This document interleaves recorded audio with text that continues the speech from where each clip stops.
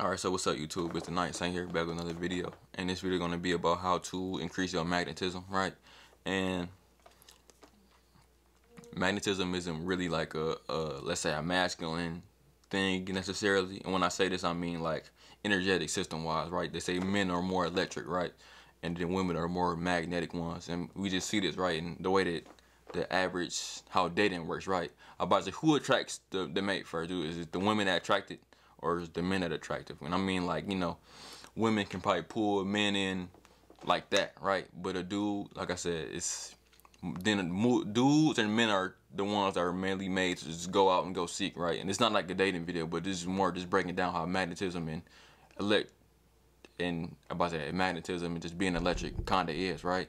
And even think about even in like to the smallest form, like how, let's say women, they have an egg and then, you know, dude has sperm, and the sperm kind of like electrifies the egg, and, you know, it kind of like jump starts the whole process of a baby being cultivated. And it's kind of in that sense, right? But men, we can't become magnetic, but and in my mind it's more about, and the way that I always think about it is more in the spiritual sense. I always thought about it and really fell in love with that type of idea, how like men, like during semen retention, as they hold their seed and, you know, they cultivate they energy, their sexual energy, is kind of like they turn to a lighthouse, right? They turn to a lighthouse, and of course the science of it is, you know, when they hold on to that, it's kind of like they lit off pheromones, let's say, to women. And that's part of the reason why, you know, it's, you know, it's a lot of semen retention, like the attraction thing. But the thing is that you becoming a lighthouse, right? An energetic lighthouse. And like the generators, you're building up this energy, and it's moving up your energy systems. And subtly on the energetic level, you setting off like a ping, and you letting people know around you know that subtly. Of course, they don't know consciously. It's just like it's a subtle thing that's happening, and that generation of that energy is kind of making you more magnetic. And that's why when some people be doing semen retention, it's almost like they are able to manifest things easier, because they become more magnetic and they are being able to draw that type of desired reality closer and closer to them. So in my mind, that's one way that you can increase magnetism as a man, right? Is to practice semen retention and really learn to cultivate your energy, and really just go on the streak of just holding it in and really just cultivating it for real, and learn how to, you know, move that energy up into higher centers of your body. Because, you know, it's, even like they say, like people that did spiritual work, you realize you can see it on their face. It's almost like they glowing. And I guess that's kind of like my goals. I want to look like I'm glowing, and maybe that's my ego talking, but like that's just me for real. Like I that's really what I aim to do with this spiritual work for real. Just try to push myself to the highest I really can go. Like that's just me, right?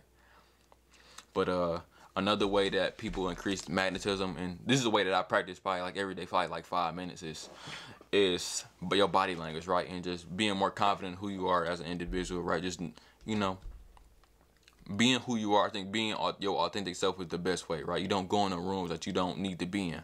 You don't act like you don't need to act, you know, like, and just be yourself. I think that's a very practical way of doing it. It just be yourself and know who you are, and don't force anything that you don't need to.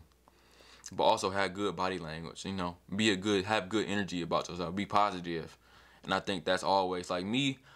The thing about me is sometimes I do this shit unconsciously. Like I'm really like, people that work with me know I'm a good energy person. I'm not perfect. I'm not gonna sit here act like I'm the shit. But I try to make people laugh as much as I can. I try to keep people in a good mood as much as I can. I smile a lot. Like that's how I am. Like I said, people may think I'm weird. I really don't care. But I smile a lot, right? I try to make people feel comfortable. I'm getting better at looking people in their eyes and just trying to be more comfortable in them. But that's gonna go to like the next exercise or the thing, my next point. But I just try to be a good energy person. I try to do my best with people. I try not to be weak-willed about it. You know, you just got to be confident, and that confidence kind of just draws people into you. And it's a level of authenticity that's also wrapped up in it. And I think people always look for authenticity. Of course, some people can fake authenticity, and to the average untrained person or person that has zero discernment, they can go swipe right past them. But, you know, I'ma always push for being authentic, as really like hold that high regard. Hold that in high regard, and hold that in high regard with being just confident and being who you are, right? And then this third exercise, this is something that I do. I try to do myself probably like 5 minutes a day. Y'all see this? So right, you can make these. You can really find these on a lot of things for real. And this is just, you stare at that circle. And I guess it just help you with just being able to look at people in their eyes. I look at this and I smile. Like I try to get a smile on my face. Or I try to, not even like a full smile sometimes, I just like even like a half smile, but I try to keep my focus on that dot. And it really helps you with holding eye contact. It helps you with just, you know, being present with people, right?